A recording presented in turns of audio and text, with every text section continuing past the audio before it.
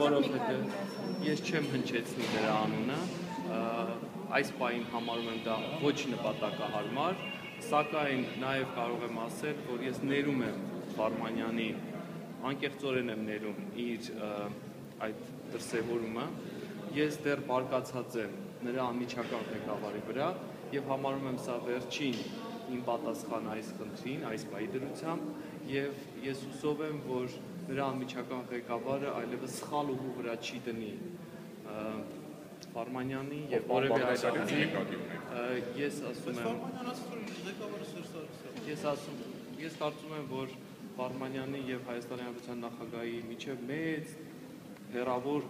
ճանապարհ կա եւ այնտեղ նրա կալիբրը շատ հեռու է Հանրապետության նախագահի մոտ լինելու եւ նրա հետագան լինելու։ Դուք կարծում եք Վարմանյանը պատվեր է կատարում մեղադրանք հնչեցնելով ձեր նկատմամբ։ Ես կարծում եմ մեղադրանք եւ քննադատություն հնչեցնել ինքնին պատվեր չի